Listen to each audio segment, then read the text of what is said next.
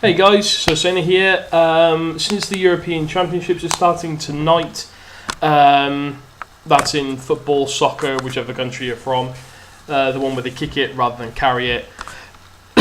So I thought I'd just offer, and because I'm quite a big football fan, soccer fan, the one where they kick it, not carry it, fan, I thought I'd offer my thoughts and musings about the England squad.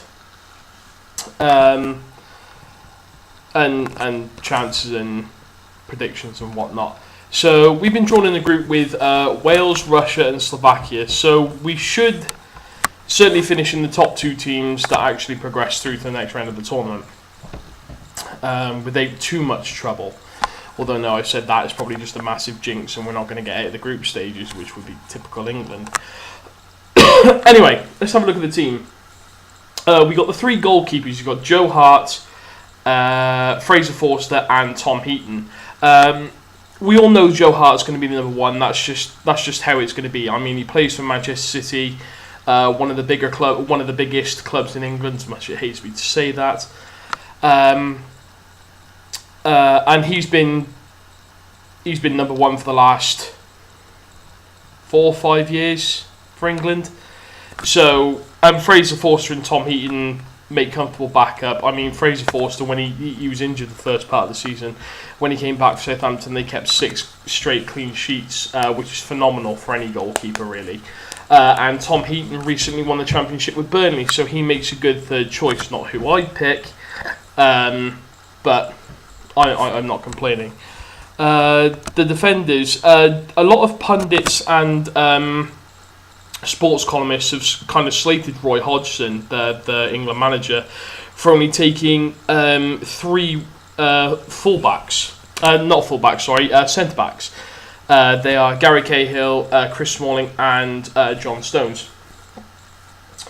I mean, they're all very good. They're all very, very good defenders. But more often than not, you will see managers take 2 left backs, 2 right backs, and 4 centre backs, just so his bases are covered. I mean, our left backs are Ryan Bertrand and Danny Rose. I mean, Danny Rose had an absolutely cracking season with Tottenham, and they were let down in the final day. They let themselves down on the final day by getting absolutely annihilated by a team that had been relegated. Ryan Bertrand has had a great season with Southampton. As a result, they get to play European football this season, next season, albeit they have to pre-qualify. The full-backs, Nathaniel Clyne and Kyle Walker. Again, Nathaniel Clyne plays for Liverpool, and Kyle Walker plays for Spurs, who obviously have had a great season. Liverpool haven't been great. They did reach the final of the Europa League. No, they didn't. Sorry, the semi-final. So within Europe, they've had a great year. Domestically, it hasn't been so great. I mean, the starting back four are going to be Kyle Walker, Gary Cahill, Chris Smalling, and Danny Rose, which is standard. There were 3 centre backs, as I've already mentioned, 2 of them. Gary Cahill, who plays for Chelsea, who have had a really, really, really poor season. Both domestically and in the cups and within Europe. They weren't too bad in Europe, but yeah. I mean, Gary Cahill's very strong. He's a very good centre back, and he's the oldest defender we've got going. So yeah, he'll be good leadership. Alongside him will be Chris Smalling, who's had a brilliant season with United. One of their top 5 best players, and that's saying something considering United haven't had a great season, and it pains me to say that because I'm a United fan. Yes, we won the FA Cup, but Chris Smalling got himself sent off like a big douche. But Chris Smalling, again, he's strong, he's quick, he's pretty decent on the ball. It's just sometimes his decision making can be a bit rash. So hopefully having Gary Cahill alongside him will shore him up and just make him more self-confident. John Stones, he played the third and final centre-back. He plays for Everton, and he's only just emerged really this season for Everton. Again, he's with the right training and the right game time, he could be superb. A lot of people say he needs to be at a bigger club than Everton to do that. I probably agree, but considering he's only burst onto the scene in the last 6 to 12 months, I think he needs another season at Everton and then move on to a bigger club to try and enhance both his club career and his international career. Right, midfielders. We've got Dele Alli, Ross Barkley, Eric Dyer. I'll go through them all because it's just easier. We've got Dele Alli, who plays for Tottenham. Again, Tottenham have had a great season. If you follow football, you know they've had a really, really good domestic season.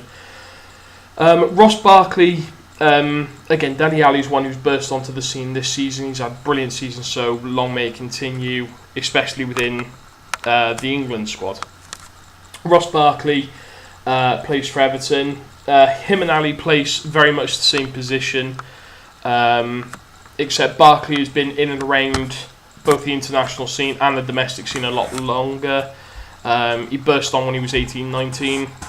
And lately he's kind of fizzled out. I don't know whether that's because he's not being used right for Everton, who he plays for, or whether it's just typical England, they believe their own hype, like the press and everything. So hopefully he has a good tournament. I don't think he will be a starting player. But yeah, he's certainly good to come on as a sub in the last half hour if we need a goal or a playmaker. Next up is Eric Dyer. Again, he plays for Tottenham. And he can either play at centre-back, which I suppose covers the fourth centre-back option, or lately he's been being played as a defensive midfielder, the guy who sits just in front of the defence, which is fine. He's had a good season. I mean, he scored an own goal against Australia in one of England's warm-up games for the Euros. I mean, but that can happen to anyone. So, again, hopefully he will have a good season, a good tournament, and his club career with Spurs will develop, because he's only 22. So, then you've got Jordan Henderson, who plays for who plays for Liverpool. He hasn't featured much, not since Brendan Rodgers was sacked in, this season. I can't remember. Oh, I can tilt that up. I shouldn't do that.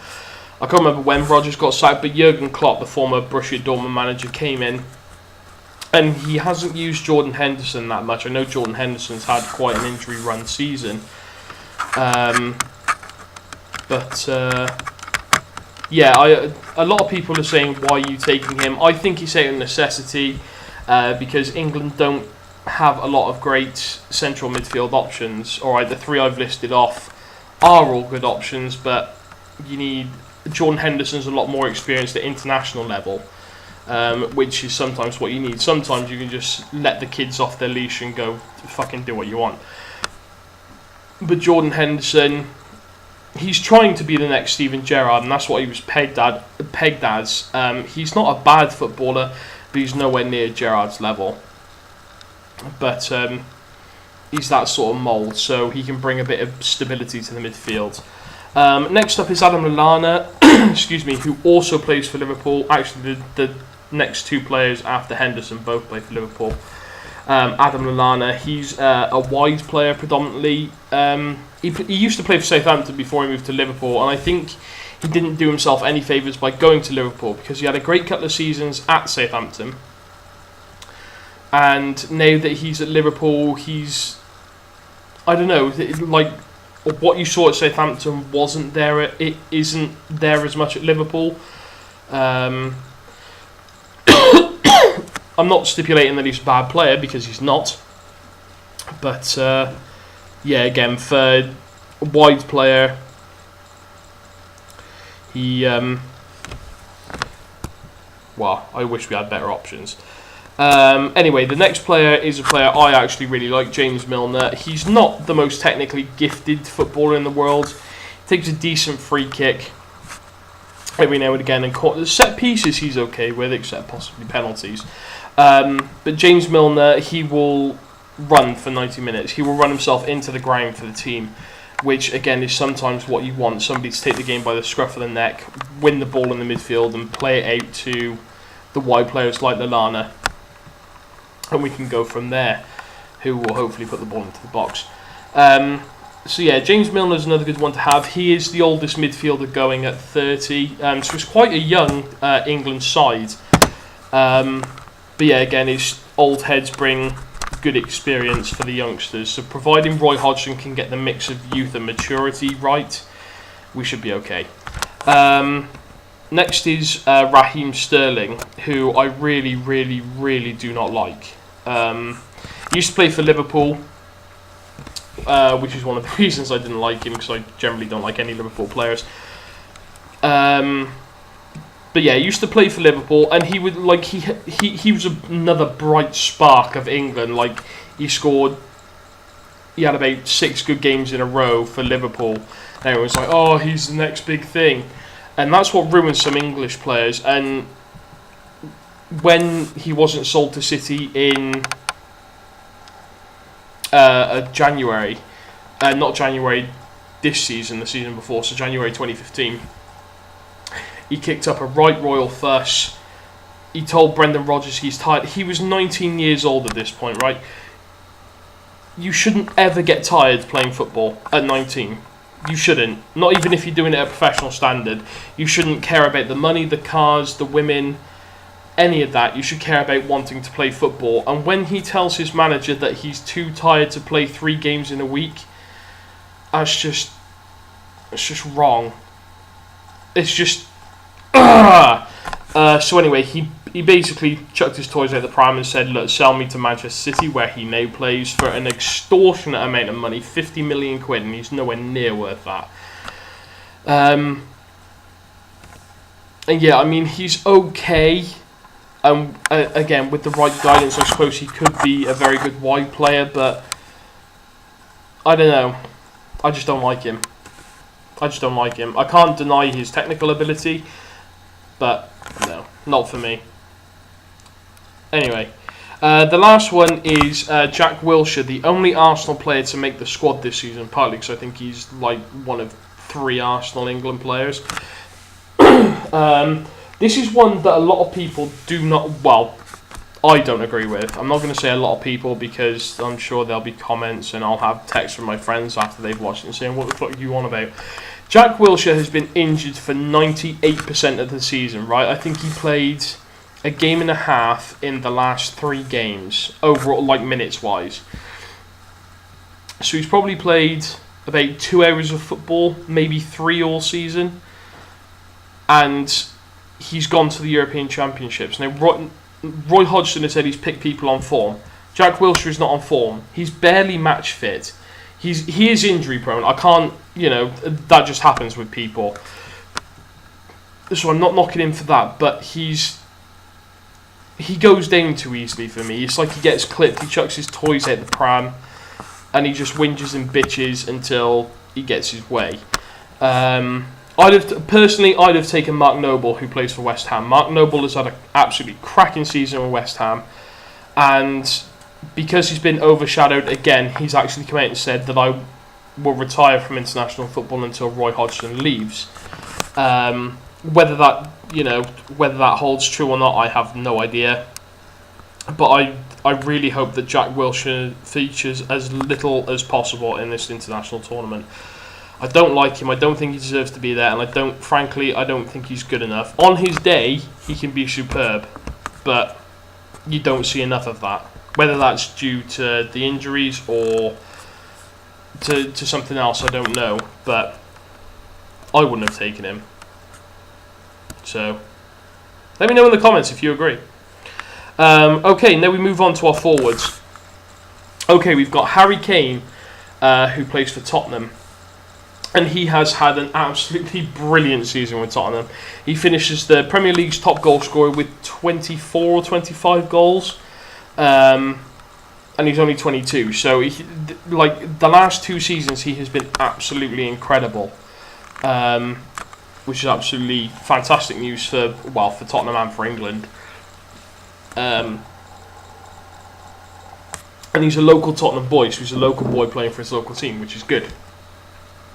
So hopefully he will lead the attack as much as possible. I think he's meant to be starting for our first game against Russia on Saturday. I'm uploading this on the Friday of the first night of the tournament. So, yeah, on the Saturday for England's first game, he's meant to be starting up front. So hopefully they can put some good balls into him and he can get on the score sheet. Next up is Marcus Rashford. He's 18 years old and he plays for United. Personally, Manchester United, I should say.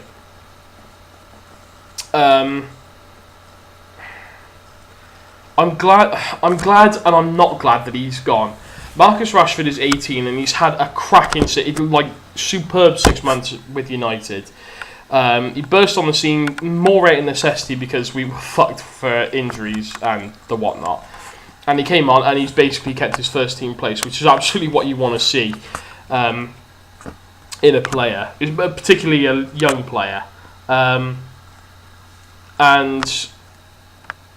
as good and as talented as he is,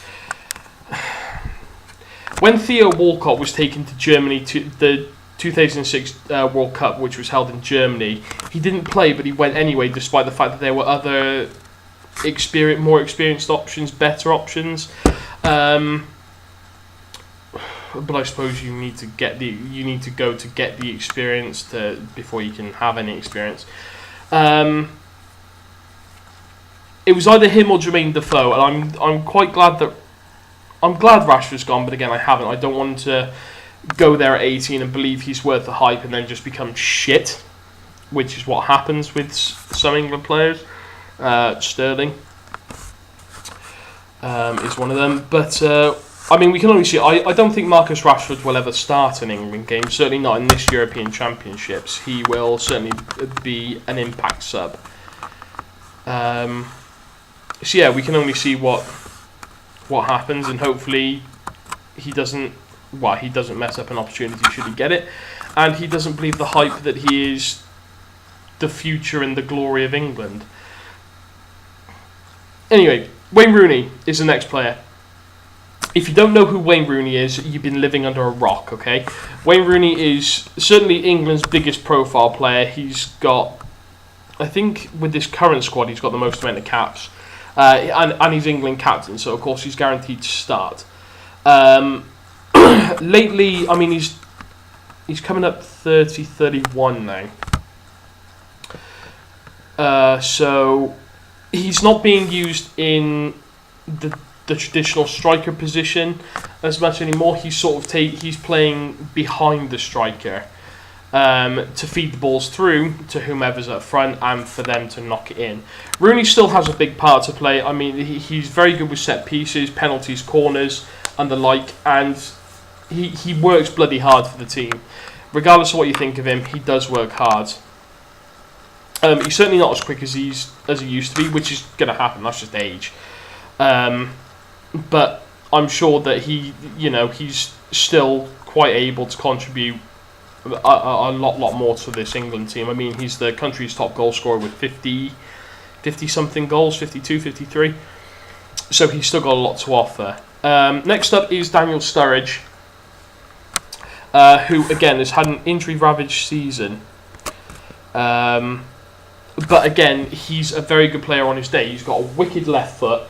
The problem is he's not very confident on his right foot, so he can sometimes put himself out by trying to get himself onto his good foot, which I suppose is what anyone would do. But he could be used out wide, which is what happened when he was younger. He was used out wide because he's quick and he can put the ball in. He's also quite tall, which means he's going to be a handful in the air for corners and free kicks. So again, I don't think he will be a starter, but again, it's an impact player, or as a replacement for anyone who gets injured, not a problem. The last player, guys, because I've been rambling on for 20 minutes now, is Jamie Vardy. Jamie Vardy won the Premier League with Leicester City this season. If you're living in England and you're a football fan, you know how incredible that is.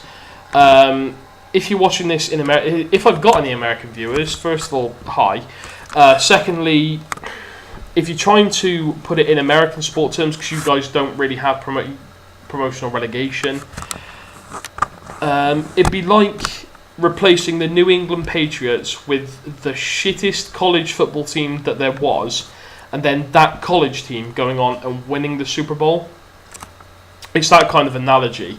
It's a fairy tale, and it's one that's likely to never be repeated, certainly not in the next 2 or 3 decades or so. Maybe in 2050, like someone like Preston North End will win the league. But you heard it here first. But Jamie Vardy has had a brilliant season with Leicester. He's 29, which makes him, despite the fact he's very young in terms of international scene and even domestically, he is quite old in terms of career-wise. So he's only got... I mean, he could go on for another 10 years. We don't know. But I suppose you could look at it and go, he's got 5 years left at the top. And then he could play for lower league teams and the like. So yeah, I don't think he will be an automatic starter. But he will see a lot of game time. Particularly if we qualify from the group after our first 2 games and Hodgson decides to give some of the second string players a run out, just to get their legs warmed up, really. But Jamie Vardy is a great goal scorer. He's very, very fast, and he would work. I think he'd work better with Rooney than what Kane would, because Kane is very much in the mould of Rooney, except a bit taller. As in, they're more physical. Jamie Vardy is someone who Wayne Rooney could loop the ball into from 30 yards. Vardy runs onto it, ranges the keeper and scores. I'm not saying Kane couldn't do that, but I think it's more in Vardy's locker than Kane's. Anyway, that's it for the teams, guys. Well, that's it for the England squad. The first game is France versus Romania, because the host country always kicks off the tournament. It's being held in France this year.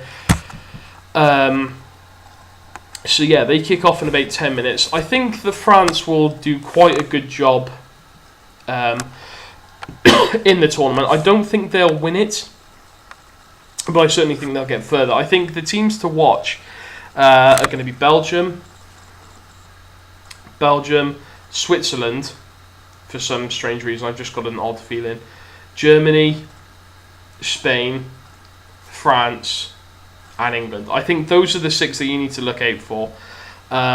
Because all the team, I mean, I've just gone through the England team, and they've all got their strengths. Germany won the World Cup in 2014, so they're obviously going to be very, very high up there for the trophy. You can never rule out the hosts, because technically it's home soil, and even though not all the players will play their football in France, it'll be seen as having quite an advantage over the rest of them. Belgium have come a long, long way. They've got a really good spine of a squad, and they've got one of the deadliest goal scorers going, Romelu Lukaku. Switzerland, they've got some good playmakers, so if they allow them the freedom and the access to do what they want, then they will go far. Spain, again, they've got some of the most technically gifted footballers in the world, and they've got the world's second best goalkeeper. So, yeah, and of course, because you're English, you can never carry on your home team, so bring it on, boys. Sorry about that. Anyway, that's it, guys. I think the winners of the tournament, Germany. I think Germany will do it this year. But I think England will get to the quarterfinals as they normally do. I could even see them making semis, but I don't think they'll win it as much as I would like to. As much as I would like to see them win it. Again, France semis, Belgium quarters. But yeah, I think it's going to be a good tournament. So I'm going to go and watch the France-Romania game, because I've made a fantasy football team for the Euros, and I've made Laurent Koscielny one of the French centre backs. I'm in my captain tonight. So A, hopefully he starts. B, hopefully he scores, and C, hopefully he keeps a clean sheet. And D, hopefully I can change my captain throughout the tournament so I can actually benefit from it. But yeah, that's all. So now I'm going to go watch the French play the Romanians, and I will speak to you guys soon. Thanks in advance for like, comment, subscribe. Let me know in the comments what you think. Please don't, if you've got criticism, just make it constructive. And yeah, I'll talk to you guys soon. Alright, cheers guys. Bye.